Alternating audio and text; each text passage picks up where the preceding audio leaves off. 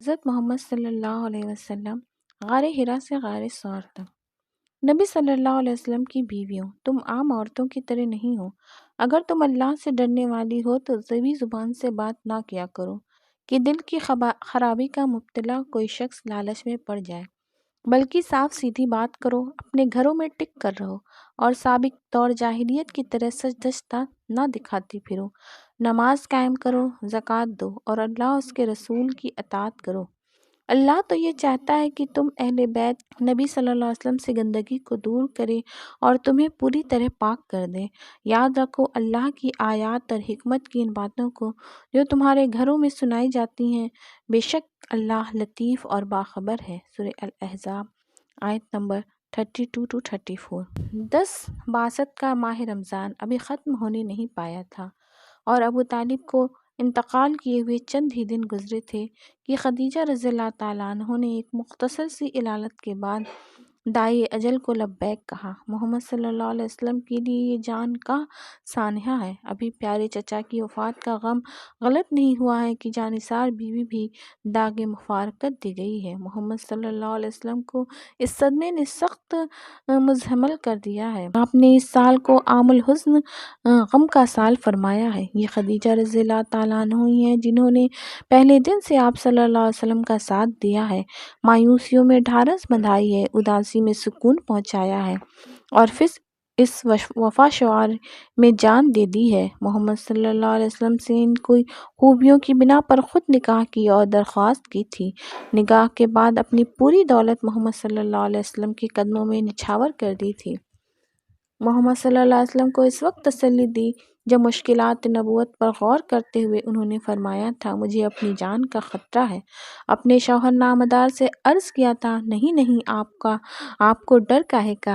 بخدا اللہ آپ صلی اللہ علیہ وسلم کو ہر مشقت سے بچائے گا۔ میں دیکھتی ہوں کہ آپ صلی اللہ علیہ وسلم اہل قرابت سے عمدہ سلوک کرتے ہیں، درماندوں کی دستگیری فرماتے ہیں، تہی دستوں کی امداد کرتے ہیں، مہمانوں کی دعوت کرتے اور مصیبت زدوں کی امداد کیا کرتے ہیں۔ محمد صلی اللہ علیہ وسلم کی رفاقت میں 25 سال اس طرح گزارے ہیں کہ ارض و سما کی سعادتیں ان پر نثار ہوتی رہیں۔ یہ خدیجہ ہی ہیں جو تمام عورتوں اور مردوں میں سب سے پہلے اسلام میں داخل ہوئیں، جن کے لیے محمد صلی اللہ علیہ وسلم نے فرمایا تھا، وہ مجھ پر ایمان لائے جب اوروں نے کفر اختیار کیا، انہوں نے میری تصدیق کی جب اوروں نے مجھے جھٹلایا، انہوں نے اپنے مال میں مجھے شریک کیا جب اوروں نے مجھے کسب مال سے روکا، خدا نے مجھے ان کے بدن سے اولاد دی جبکہ کسی دوسری بیوی سے نہیں ہوئی، جن کی محبت میں ان کی سہیلیوں سے بھی محمد صلی اللہ علیہ وسلم نے بہت شفقت کا اظہار کیا، جن کے بارے میں حضرت ابو ہریرہ رضی اللہ تعالیٰ عنہ کی روایت ہے کہ جبریل امین نبی صلی اللہ علیہ وسلم کی خدمت میں آئے اور کہا، ابھی خدیجہ رضی اللہ تعالیٰ عنہ حضور صلی اللہ علیہ وسلم کے پاس ایک برتن میں کچھ کھانے پینے کی چیزیں لے کر حاضر ہوتی ہیں، آپ صلی اللہ علیہ وسلم ان سے رب العالمین کا سلام نیز میرا سلام کہہ دیجئے اور ان کو ایک ایوان جنت کی بشارت دے دیجئے جو خالص ایوان جنت کی بشارت دے دیجئے جس کے اندر کوئی رنج و علم نہیں۔ امت کی اس بے پایا عزت اور شرف والی ماں پر لاکھوں سلام ہے۔ یہ عام الحزن ہے۔ محمد صلی اللہ علیہ وسلم کے مادی سہارے اس وقت ٹوٹ گئے ہیں جبکہ دشمنوں کی الغار چاروں طرف سے بڑھتی چلی آ رہی ہے۔ وہ ادھر اپنے آخری منصوبے پکار رہے تھے کہ وقفوں کے ساتھ بندھی ہوئی دنیا، ان دو آدمیوں کا وقت ختم ہو گیا۔ جو چاچا جا رہا تھا اس کے لیے واقعے کے اعتبار سے کچھ نہ ہو، لیکن عام شہری قانون کی روح سے ان کو بہت کچھ سمجھا جاتا ہے۔ شک کی شک کرتے تھے کہ ہلنے کے وقت یہی دونوں تھام لیتے ہیں، ٹوٹنے کے وقت یہی دونوں ڈھارس باندھ دیتے ہیں۔ العرض ابو طالب بھی چل بسے اور سب سے پہلے ایمان لانے والی خاتون دنیا کی ایمان والیوں کی پیشوا نے ابھی اپنا کام پورا کر کے چھوڑ دیا ہے۔ ام المومنین سودا بنت زمعہ حریم نبوت میں محمد صلی اللہ علیہ وسلم پر تبلیغی سرگرمیوں کے علاوہ دو کمسن بچیوں ام کلثوم اور فاطمہ کی خبرگیری کا بوجھ بھی بڑھ گیا، کیونکہ خدیجہ رضی اللہ تعالیٰ عنہ کی وفات کے بعد دوسرا کوئی بھی ایسا فرد گھر میں موجود نہیں تھا جو ان ذمہ داریوں کو سنبھالتا۔ آپ صلی اللہ علیہ وسلم اس خطرناک زمانے میں فرائض رسالت ادا کرنے کے لیے باہر تشریف لے جاتے تو یہ صاحبزادیاں گھر میں بے سہارا رہ جاتی۔ یہ مسئلہ محمد صلی اللہ علیہ وسلم کے لیے نہایت پریشانی کا باعث تھا۔ آپ صلی اللہ علیہ وسلم کی اس پریشانی کو عثمان بن مظعون کی بیوی خولہ بنت حکیم نے نہایت شدت سے محسوس کیا اور ایک روز آپ کی خدمت میں حاضر ہو کر کہا، یا رسول اللہ، میں دیکھتی ہوں کہ آپ صلی اللہ علیہ وسلم بچیوں کی نگرانی کے سلسلے میں بہت پریشان اور متفکر رہتے ہیں۔ بہتر ہے کہ آپ صلی اللہ علیہ وسلم دوسری شادی کر لیں تاکہ آپ کا یہ بوجھ ہلکا ہو جائے۔ محمد صلی اللہ علیہ وسلم نے کہا، بات تو ٹھیک ہے، لیکن کس سے شادی کروں؟ خولہ بولی، میری نظر میں ایک بیوہ خاتون ہے اور ایک دوشیزہ۔ محمد صلی اللہ علیہ وسلم، کون؟ بیوہ خاتون تو سودا رضی اللہ عنہ بن زمعہ ہیں، جو آپ صلی اللہ علیہ وسلم پر ایمان لائی ہیں اور جنہوں نے آپ صلی اللہ علیہ وسلم کی پیروی کی ہے، اور دوشیزہ عائشہ رضی اللہ عنہا ہے، اس باپ کی بیٹی جو تمام مخلوق میں آپ صلی اللہ علیہ وسلم کو سب سے زیادہ محبوب ہے۔ مجھے یہ منظور ہے، تم دونوں جگہ بات کرو۔ خولہ رضی اللہ عنہ محمد صلی اللہ علیہ وسلم کے اذن حاصل کر کے سودا رضی اللہ عنہ کے ہاں پہنچی اور موقع پا کر ان سے کہا، کیسی خیر و برکت ہے جس سے اللہ نے تم کو نواز دیا ہے؟ سودا نے پوچھا، وہ کیا؟ خولہ بولی، رسول اللہ صلی اللہ علیہ وسلم نے نکاح کا پیغام دے کر مجھے تمہارے پاس بھیجا ہے۔ سودا رضی اللہ عنہ، مسرت کے عالم میں تم میرے باپ کے پاس جاؤ، وہ بہت بوڑھے آدمی ہیں، ان سے اس بات کا ذکر کرو۔ خولہ رضی اللہ عنہ حضرت سودا کی رضامندی حاصل کرنے کے بعد زمعہ کے پاس پہنچی۔ یہ ضعیف آدمی تھے اور غیر مسلم تھے۔ خولہ رضی اللہ عنہ نے جاہلیت کے طریقے پر انہیں سلام کر کے پہلے اپنا تعارف کرایا اور پھر کہا، چچا جان، مجھے محمد بن عبداللہ صلی اللہ علیہ وسلم نے آپ کی بیٹی سودا کے لیے پیغام دے کر بھیجا ہے اور آپ کی رضامندی درکار ہے۔ زمعہ تھوڑی دیر سوچنے کے بعد بولے، یہ تو بہت اچھا ہے، مگر تمہاری سہیلی سودا کیا کہتی ہیں؟ خولہ رضی اللہ عنہ نے کہا، وہ بھی رشتے کو پسند کرتی ہیں۔ زمعہ، انہیں میرے پاس لاؤ۔ خولہ رضی اللہ عنہ حضرت سودا کو اپنے ساتھ لیے ہوئے آ گئیں تو زمعہ نے اپنی بیٹی سے ان کی رضامندی دریافت کی اور اس بات میں جواب پا کر خوشی کا اظہار کیا۔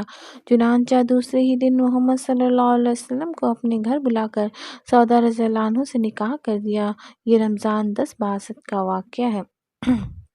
حضرت سودا رضی اللہ تعالیٰ عنہ معمر خاتون تھیں۔ ان کے پہلے شوہر سکران بن عمرو بن عبدد تھے۔ حضرت سودا رضی اللہ تعالیٰ عنہ پہلے ایمان لائیں اور پھر ان کی ہدایت اور ترغیب سے سکران بھی مسلمان ہو گئے۔ جب کافروں کی چیدہ دستیاں بہت زیادہ بڑھ گئیں اور محمد صلی اللہ علیہ وسلم نے مسلمانوں کو حبشہ کی طرف ہجرت کرنے کا اذن عام دیا تو حضرت سودا رضی اللہ تعالیٰ عنہ بھی اپنے خاوند سکران کے ساتھ میں اپنی والدہ کے حبشہ کی طرف ہجرت کر گئیں۔ سکران کا انتقال بھی حبشہ میں ہی ہوا تھا۔ حضرت سودا رضی اللہ تعالیٰ عنہ محاسن اخلاق اور افعال میں ابتدا ہی سے معروف تھیں۔ انہوں نے چند سال بعد اپنا وقت حضرت عائشہ صدیقہ رضی اللہ تعالیٰ عنہ کو دے دیا تھا، یعنی اپنی ذات پر محبوب کی محبوبہ کو مقدم سمجھا۔ عشق میں ایثار حضرت سودا رضی اللہ تعالیٰ عنہ کی خصوصیت میں سے ہے، ورنہ کوئی عورت سوت کو برداشت تک نہیں کرتی، یہ چاہ کہ اپنی باری میں اسے دے دے۔ ام المومنین کے درجے پر فائز ہونے کا ایک سبب خود ان کا اور ان کے خاندان کا قدیم الاسلام ہونا اور اسلام کے لیے حبشہ کی طرف ہجرت کرنا بھی ہے۔ آپ رضی اللہ عنہ سے 5 حدیثیں مروی ہیں۔ آپ رضی اللہ عنہ بہت سخی اور فیاض تھیں، بلند بالا فرب اندام تھیں۔ آپ رضی اللہ تعالیٰ عنہ نے 22 ہجری میں وفات پائی۔ امت کی اس عظمت اور شان والی ماں پر لاکھوں سلام ہو۔ محمد صلی اللہ علیہ وسلم کو اب بچیوں کی خبر گیری اور گھر بار کی نگرانی سے فراغت حاصل ہو گئی اور آپ صلی اللہ علیہ وسلم یکسوئی سے اپنا فرض منصبی کی ادائیگی میں مشغول ہو گئے۔ عائشہ سے نکاح۔ خولہ رضی اللہ عنہ زمعہ سے گفتگو کے بعد ابو بکر رضی اللہ عنہ کے گھر گئیں اور ان کی اہلیہ ام الرومان سے ملی اور خیر عافیت سے دریافت کرنے کے بعد بولیں، کیسی خیر و برکت ہے سے اللہ نے تمہیں نوازا ہے؟ ام الرومان نے حیرت سے، وہ کیا ہے؟ خولہ رضی اللہ عنہ، مجھے رسول اللہ صلی اللہ علیہ وسلم نے عائشہ رضی اللہ عنہ کے لیے پیغام دے کر بھیجا ہے۔ ام رومان رضی اللہ عنہ، ان کے والد آ جائیں تو پھر ان سے بات کر کے جواب دوں گی۔ خولہ رضی اللہ عنہ روانہ ہو گئیں۔ ابو بکر گھر تشریف لائے اور ام رومان نے ان سے اس بات کا تذکرہ کیا جو خولہ کہہ گئی تھی تو انہوں نے کہا، عائشہ تو ان کی بھتیجی ہے، کیا وہ ان کے لیے جائز ہے؟ خولہ کو جب یہ بات بتائی گئی تو محمد صلی اللہ علیہ وسلم کے پاس گئے اور آپ سے دریافت کیا، جس پر آپ نے کہا، ان سے کہو تم میرے دینی بھائی ہو، تمہاری بیٹی میرے لیے جائز ہے۔ خولہ نے یہ بات ابو بکر کو بتایا تو انہوں نے چند روز کی مہلت مانگی اور کہا کچھ دن انتظار کرو۔ خولہ اس وقت تو خاموش رہیں، لیکن جب ابو بکر باہر تشریف لے گئے تو انہوں نے ام رومان سے پوچھا اس میں انتظار کی کیا ضرورت ہے؟ ام رومان: دراصل بات یہ ہے کہ کچھ عرصے پہلے معتم بن عدی نے اپنے بیٹے کے لیے عائشہ رضی اللہ عنہ کو مانگا تھا۔ خدا کی قسم ابو بکر رضی اللہ عنہ نے کبھی کسی نے وعدہ کر کے اس کے خلاف درزی نہیں کی ہے، اس لیے جب تک یہ الجھن دور نہیں ہو جاتی انتظار کرنا پڑے گا۔ ابو بکر کہنے لگے کہنے کو تو یہ بات کہہ گئے تھے ذرا انتظار کرو، لیکن وہاں دل سے چاہتے تھے کہ عائشہ کا نکاح محمد صلی اللہ علیہ وسلم سے ہو جائے، اس لیے وہ گھر سے نکل کر سیدھے معتم بن عدی کے گھر پہنچے تو حسن اتفاق سے وہاں دونوں میاں بیوی موجود تھے۔ ابو بکر رضی اللہ عنہ نے عائشہ رضی اللہ عنہ کی نکاح کی بات چیت شروع کی تو معتم کی بیوی بولی: اے ابو بکر، ہمیں اندیشہ ہے کہ اگر ہم اپنے لڑکے کا نکاح تمہاری لڑکی سے کر دیں تو تم ہمارے لڑکے کو بھی آبائی دین سے پھیر دو گے۔ ابو بکر نے متہم سے مخاطب ہو کر فرمایا: کیا تمہارا بھی یہی قول ہے جو یہ کہہ رہی ہیں؟ متہم نے کہا: وہ تو یہی کہتی ہے اور میں اسے ٹھیک سمجھتا ہوں۔ یہ جواب سن کر ابو بکر واپس اپنے گھر آ گئے۔ اللہ نے انہیں اس الجھن سے نجات دے دی تھی۔ خولہ رضی اللہ عنہ کو بتا دیا گیا کہ ابو بکر راضی ہیں۔ وہ محمد صلی اللہ علیہ وسلم کو ان کے یہاں لے آئیں اور ابو بکر رضی اللہ عنہ نے اپنی بیٹی عائشہ رضی اللہ عنہ کا نکاح آپ صلی اللہ علیہ وسلم سے کر دیا۔ محمد صلی اللہ علیہ وسلم نے عائشہ رضی اللہ عنہ سے فرمایا تھا: میں 3 شب تجھے خواب میں اس طرح دیکھتا رہا کہ ایک فرشتہ حریر سفید کے پارچے میں تیری تصویر کو میرے سامنے لاتا تھا اور کہتا تھا کہ یہ حضور کی بیوی ہے، اور میں تصویر کا پردہ اٹھا کر چہرہ دیکھتا تھا تو بالکل تیرا ہی چہرہ ہوتا تھا۔ میں یہ دیکھ کر کہہ دیا کرتا تھا کہ اگر یہ اطلاع خدا کی جانب سے ہے تو وہ خود ہی سے پورا بھی کرے گا۔ یہ عائشہ رضی اللہ عنہ ہی ہے جنہیں سب عورتوں پر ایسی فضیلت ہے جیسے سرید کو تمام کھانوں پر ہے، جن کے لحاف میں بھی محمد صلی اللہ علیہ وسلم پر وحی نازل ہوتی تھی، جبکہ دوسری ازواج کے بستروں پر کبھی ایسا نہیں ہوا، جنہیں جبرائیل امین نے سلام کہا اور جواب میں انہوں نے فرمایا: ان پر اللہ کا سلام اور رحمت ہو، جن کے صدقے میں تیمم کی آیت نازل ہوئی، جن سے بڑھ کر معافی قرآن و احکام، حلال و حرام، اشعار و عرب اور علم نصاب میں کوئی دوسرا نہ تھا، جن کے پاس ہر مشکل اور پیچیدہ مسئلے میں صحابہ رضی اللہ تعالیٰ عنہ رجوع کرتے اور ہر چیز کا جواب پاتے، جنہوں نے ایک روز میں 70,000 درہم رائے خدا میں خیرات کر دیے، جبکہ خود ان کے جسم پر پیوند لگا ہوا کرتا تھا، جنہوں نے عبداللہ بن زبیر کے بھیجے ہوئے 1,00,000 درہم اس دن خدا کی راہ میں صدقہ کر دیے تھے، جبکہ وہ خود روزے سے تھیں اور رات کو کھانے کے لیے سالن تک نہ تھا، جو نفقہ انہوں نے دین میں حاصل کیا، جو تبلیغ انہوں نے امت کو فرمائی، علم نبوت کی اشاعت میں جو مساعی انہوں نے کی اور جو علمی فوائد انہوں نے فرزندان امت کو پہنچائے، وہ ایسا اجر ہے جو امہات المومنین میں سے کسی دوسری کو حاصل نہیں ہوا، جن سے سب سے زیادہ احادیث مروی ہیں، یعنی 2,210، جنہوں نے غزوہ احد میں کندھوں پر مشق اٹھا کر مجاہدوں اور زخمیوں کو پانی پلایا، جن کی اورنی کو غزوہ بدر میں پرچم بنایا گیا، جس نشان کے تحت ملائکہ نے خدمت اسلام ادا کی، اور جس نشان پر اللہ کی اولین نصرت و فتح نازل فرمائی، جو فرمایا کرتی تھی: نبی صلی اللہ علیہ وسلم میرے گھر میں میری نوبت میں میرے سینے اور گلوں کے درمیان وفات پائی، آخر میں اللہ نے میرے لعاب کو حضرت صلی اللہ علیہ وسلم کے ساتھ ملا دیا۔ وہ اس طرح کی میرے بھائی عبد الرحمن رضی اللہ تعالیٰ عنہ مسواک لے کر آئے، رسول اللہ صلی اللہ علیہ وسلم کو ذوق تھا یہ دیکھ کر حضرت صلی اللہ علیہ وسلم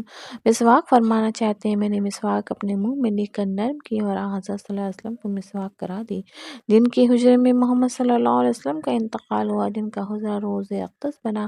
امت کی اس خیر و برکت اور درجات عالیہ والی ماں پر لاکھوں سلام ہو۔